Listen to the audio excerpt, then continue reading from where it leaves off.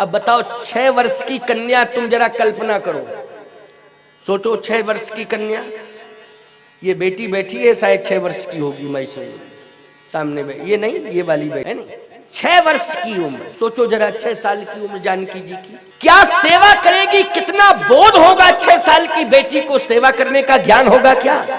बोलिए जरा, नहीं होगा। सबने कहा नहीं होगा। माँ की हिम्मत कैसे पड़ गई कि वो 6 वर्ष की बेटी से ये कह रही है कि तुम सेवा करना, मैं सेवा का पाठ पढ़ा रही हूं। इसी को चरित्र कहते हैं। क्या कहते हैं?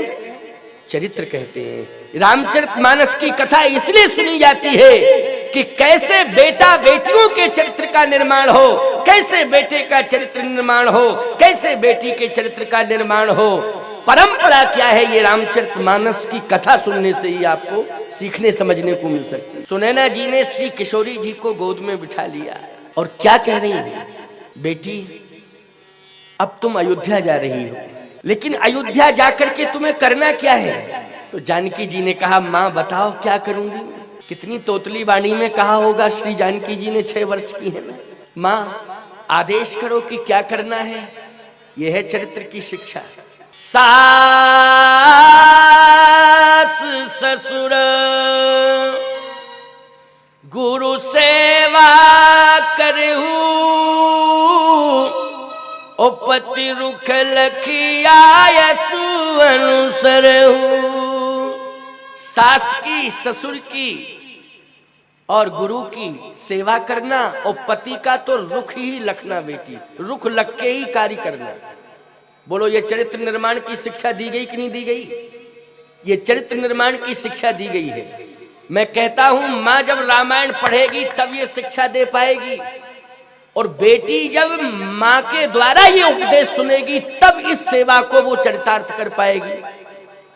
लेकिन ये शिक्षा किस पाठशाला से मिल रही है, जल्दी बोलो? ये रामचरितमानस ग्रंथ के माध्यम से मिल रही, आध्यात्मिक पाठशाला। इसका नाम क्या है? आध्यात्मिक पाठशाला। और रामचरितमानस ग्रंथ से ये प्रेरणा मिल रही है। बोलो, रामायण पढ़ना अनिवार्य है कि नहीं? बोलो, अनिवार्य है कि नहीं? मैं एक बात कहता हूं, अगर तुम सनातन संस्कृति में पलने वाले हिंदू हो तो आज ये संकल्प लो कि हमारे घर में तुलसी दल होगा और तुलसी कृत रामायण होगी, ये दोनों ही होंगे, तब हम मानेंगे हिंदू का घर है। अगर तुलसी कृत नहीं है, वो तुलसी दल नहीं है, तो वो हिंदू का घर नहीं है, वो सनातन धर्मावलंबी का घर नहीं है। इसलिए तुलसी होना चाहिए और तुलसी कृत होना चाहिए, ये दोनों ही महत्वपूर्ण हैं। इसलिए तुलसी कृत रामायण को पढ़ो और पढ़ के चरित्र का निर्माण करो। सास ससुर गुरु सेवा करे हूँ, पति रुख लख आयुष अनुसरे। हुई हो संतति पियहि प्यारी, ओ चिड़े अही बात असीस हमारी। मेरा आशीर्वाद है, संतों की परम कृपा, संतों का के द्वारा सदा आशीर्वाद मिलता रहेगा। संत उन्हीं को आशीर्वाद देते हैं जो सेवा का संकल्प लेकर समाज में आते हैं। सीधी सी बात है, संत उन्हीं को आशीर्वाद देते हैं जो सेवा का संकल्प लेकर समाज में आते हैं। और जिनके जीवन में सेवा का संकल्प नहीं है, सेवा करने का संकल्प नहीं है, सेवा कराने का संकल्प है, याद रखना, संत उनको अपने पास भी नहीं बुलाते हैं और न ही उन्हें आशीर्वाद देते हैं। क्यों? सेवा कराने का संकल्प लेके तुम आए हो, सेवा करने का संकल्प लेके आना चाहिए। समझ गए हो?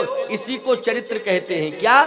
सेवा करने का संकल्प हम लें, सेवा कराने का संकल्प हम न लें, सेवा करने का संकल्प लें।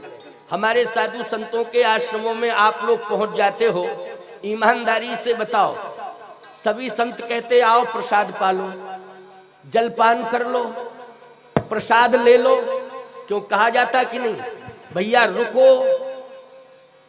अगर ठंडी है तो ये रजाई ले लो, और गर्मी है तो ये चद्दर ले लो, और चद्दर की आवश्यकता नहीं है तो पंखा की हवा ले लो।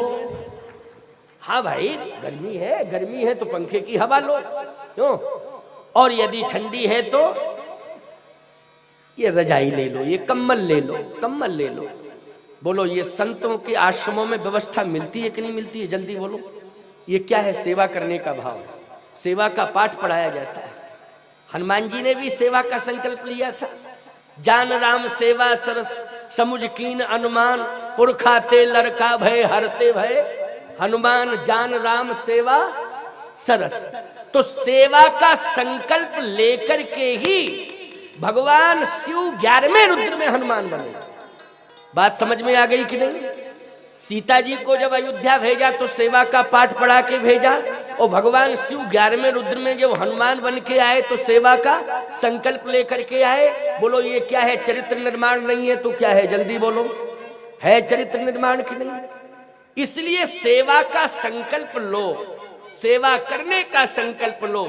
समाज की सेवा करो, माता पिता की सेवा करो, वृद्धों की सेवा करो, संतों की सेवा करो, और गौ माता की सेवा करो, और राष्ट्र की सेवा करो, भगवत सेवा करो। ये सेवाएं जब तुम संकल्प में स्वीकार कर लोगे तो याद रखना तुम्हारे चरित्र का निर्माण हो जाएगा। इसलिए आज शनिवार के दिन आपको संदेश मिल रहा है कि 11वें रुद्र में श्री भगवान शंकर श्री हनुमान बन करके आए, लेकिन सेवा का संकल्प लेकर के आए हैं। बस हाथ जोड़ करके भगवान के सामने खड़े हो गए। एक मंद में मोह बश कुटिल हृदय ज्ञान, ओ पुन प्रभु मोह विसारु दीन बंधु भगवान। प्रभु पहचान परऊ गही चरना, प्रभु पहचान परऊ गही चरना, सो सुख उमा जाए नहीं वरना। हनुमान जी ने चरण ही पकड़ लिए। अच्छा, जो चरण पकड़ता है वो सेवा का भाव ही रखता है कि नहीं रखता है? और जो गला पकड़े ये चरित्र है? क्यों? चरण पकड़ना चरित्र है कि गला पकड़ना चरित्र है? बोलो। आजकल के बेटे क्या कर रहे हैं? अगर तुम उनके मन की इच्छा की पूर्ति नहीं कर रहे हो तो ईमानदारी से बताओ, चरण पकड़ते हैं कि गला पकड़ते हैं? कितने प्रतिशत ऐसे बेटे हैं जो माँ बाप को खुश कर रहे हैं? माँ बाप को खुश कर रहे हैं? बोलो। मैं सत्य कह रहा हूं, आज चरित्र में गिरावट आ गई है। आज आप पड़ोसी से परेशान नहीं हो, आज आप आतंकवादियों से भी परेशान नहीं हो, आज सबसे ज्यादा परेशान हो अपनी औलाद से। सबसे ज्यादा किससे परेशान हो? अपनी संतान से। मैं बिल्कुल सत्य बोल रहा हूं, क्योंकि आतंकवादी तो बाहर से आके आक्रमण करेगा ना। हमारे पास रहने के लिए सुरक्षित घर है हमारा, बोलो है कि नहीं? इंतजाम है। लेकिन हमारा बेटा ही जब हमारे ऊपर आक्रमण करने लग जाएगा तो हम कहां बचेंगे और कहां छिपेंगे? कल्पना करो आप, फिर कहां जाएंगे? इसलिए मैं कहता हूं, ऐसे संक्रमण काल में राम कथा की परम आवश्यकता है। और हिंदू धर्म को अक्षुण्ण बनाने के लिए, हिंदू धर्म को सदा सदा के लिए इस विश्व में स्थापित करने के लिए राम कथा एक सर्वोपरि माध्यम है। श्री राम कथा के द्वारा पूरे विश्व में हिंदू साम्राज्य स्थापित किया जा सकता है, केवल हिंदुस्तान में नहीं, पूरे विश्व में। आपको मालूम होना चाहिए, प्रभुपाद स्वामी ने इतना बढ़िया प्रयास किया था कि अपने देश के अलावा अन्य देशों में जाकर के उन्होंने भगवान शिव की स्थापनाएं की। क्यों भाई? की नहीं? भगवान शिव की स्थापनाएं की, और साथ ही साथ उन्होंने श्रीमद् भगवद गीता का प्रचार प्रसार किया। प्रभुपाद स्वामी ने, स्वामी विवेकानंद जी महाराज प्रमाण हैं, ऐसे तमाम संत प्रमाण हैं। इसलिए मैं कहना चाहता हूं कि केवल हिंदुस्तान में ही हिंदू धर्म नहीं होना चाहिए, पूरे विश्व में हिंदू धर्म होना चाहिए, हिंदू सनातन धर्म होना चाहिए। क्योंकि हमारा भारत केवल भारत नहीं है, हमारा भारत विश्व गुरु है। और जब भारत हमारा विश्व गुरु है तो ईमानदारी से बताओ, पूरे विश्व में सनातन हिंदू धर्म होना चाहिए कि नहीं होना चाहिए? याद रखो, आज भारत का हिंदू जाग गया है। तो आज मैं इस मंच से चेतावनी दे रहा हूं कि आज भारत का हिंदू जाग गया है। राम मंदिर का निर्माण प्रमाण है कि भारत का हिंदू ना जागा होता तो आज राम मंदिर का निर्माण ना होता। और मैं कहता हूं कि हिंदू जाग गया भारत का, तो भारत में राम मंदिर का निर्माण हो रहा है। हमारा हिंदू ऐसा जागेगा कि हर विश्व के हर राष्ट्र में राम मंदिरों का निर्माण होगा, हर राष्ट्र में राम मंदिर का निर्माण होगा, ये मेरा विश्वास है। इतना जाग गया है। हिंदू अपने आप को कमजोर ना माने, लेकिन हिंदुओं को चाहिए कि हनुमान जी की परंपरा को हम स्वीकार करें और उस परंपरा पर हम चलें। ये हिंदुओं को चाहिए। बोलो चाहिए कि नहीं? हनुमान जी किस परंपरा पर चल रहे हैं जरा सुनो। सबसे बड़ी बात तो यह कि सेवा का भाव लेके चल रहे हैं। कौन सा भाव लेके चल रहे हैं? सेवा का भाव लेके चल रहे हैं। और याद रखना, सेवा का भाव लेकर जो चलता है उसे पग पग पर आशीर्वाद मिलता है। बोलो मिलता है कि नहीं? मलाई रबड़ी रसगुल्ला खाने से ताकत मिलती है कि आशीर्वाद लेने से ताकत मिलती? जरा बता दो हमको। आशीर्वाद। आवाज आई नीचे से कि आशीर्वाद लेने से ताकत मिलती है, शक्ति मिलती है। बोलो मिलती है। अभिवादन शीलस नित्यम वृद्धोपि सेवनः चत्वारथस् वर्धन्ते आयु विद्या यशोबलम। बोलो ये अभिवादन करने से बात आ गई। महाराज मनु की बात आई सामने कि नहीं आई? अभिवादन करने से, अभिवादन विनम्रता, सरलता, सहजता, समर्पण की भावना, सेवा का संकल्प। इसलिए सेवा का संकल्प होना चाहिए। हनुमान जी महाराज इतने महान हो गए कि चारों युग प्रताप तुम्हारा है, प्रसिद्ध जगत उजियारा। ईमानदारी से बताओ, सेवा का संकल्प लेकर के धरती पर उतरे तो बोलो चारों युगों में प्रभाव बढ़ गया कि नहीं? और बल कितना आ गया? अतुलित बल धामम, अतुलित बल धामम, अतुलित बल के धाम है। ये सेवा करने से हुआ है। इसलिए सेवा का संकल्प तुम्हें लेना है। अगर मजबूत बनना है, अगर तुम्हें अपनी कीर्ति को अजर अमर बनाना है तो सेवा का संकल्प लेकर के आगे बढ़ो। और हिंदुत्व की यही पहचान है कि हम सदा समाज की और राष्ट्र की सेवा के लिए तत्पर हैं। यही हिंदू की पहचान है। हम राष्ट्र और समाज की सेवा के लिए तत्पर हैं, ये हिंदू की पहचान है। क्योंकि भगवती श्री जानकी जी भी सेवा का संकल्प लेकर अयोध्या में आई और भगवान शंकर भी हनुमान बनकर के सेवा का संकल्प लेकर आज प्रभु राम के श्री चरणों में समर्पित हो गए और पकड़ लिया चरण। अब सुनिए, प्रभु पहचान परेऊ गही चरना,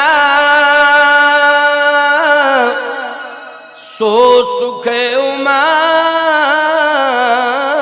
जाहि नहीं बरना। भगवान शंकर कहते हैं, हे पार्वती, मैं इस सुख का वर्णन नहीं कर पा रहा हूं कि कितना सुख मुझे मिल रहा है। कैसे? बोले अभी तो दूर से ही अभिवादन होता था, क्योंकि प्रभु कभी अपने पास तक चरणों तक आने ही नहीं देते थे, और पहुंचता था तो हृदय से लगा लेते थे, और या तो चरण पकड़ने की कोशिश करते थे या उठा के हृदय से लगा लेते थे। लेकिन आज मुझे चरण पकड़ने का मौका मिल गया, चरण पकड़ने का मौका मिल गया। याद रखना, अपने से बड़ों का चरण पकड़ने का या पैर पड़ने का मौका जिस दिन तुम्हें मिल जाए, उसी दिन महापुरुषों का चरण, अपने से बड़ों का चरण, वृद्धों का चरण, माँ बाप का चरण, गुरुजनों का चरण, इनके चरण का पकड़ने का अवसर जिस दिन तुम्हें मिल जाए, उसी दिन तुम्हारा आचरण सुमेर पर्वत से भी ऊंचा श्रेष्ठ हो जाएगा। आचरण श्रेष्ठ कब होगा? जब महापुरुषों का, माता पिता का, अपने से बड़ों का चरण तुम्हें छूने के लिए मिल जाए, स्पर्श करने का सौभाग्य मिल जाए। इसलिए आचरण को श्रेष्ठ बनाना है तो सेवा का संकल्प लो। भगवान ने कहा कि क्या कर रहे हो, ये हमारे चरण तुमने क्यों पकड़ लिए? हनुमान जी ने कहा कि मैंने इसलिए चरण पकड़ लिए हैं कि मुझे चरण में जगह चाहिए। भगवान बोले उल्टी परंपरा मत चलाओ, विप्र रूप धर कविताएं गए, ब्राह्मण हो और ब्राह्मण हमारे चरण पकड़े। अच्छा एक बात बताओ, ब्राह्मण क्षत्रिय के चरण पकड़ता कि क्षत्रिय ब्राह्मण के? जल्दी बोलो, चुपचाप क्यों हो गए हो? क्या इच्छा है तुम्हारी पकड़ ले तुम्हारे चरण? भाई तो चुप क्यों रह गए? क्यों? बोलना तो चाहिए। ये धर्म कहता है कि क्षत्रिय ब्राह्मण के चरण पकड़े, प्रणाम करे, आशीर्वाद ले। क्यों भाई, ये कामना रहती कि अच्छा ब्राह्मण सामने दिखाई देता है तो तुम यही कहते हो क्षत्रिय अगर हो या अन्य जाति को पंडित जी पाए लागे, तुम्हारे क्षेत्र की भाषा क्या है? पाए लागे कहते हो नहीं, हमारी समझ कहते होंगे पाए लागे, पाए लागे।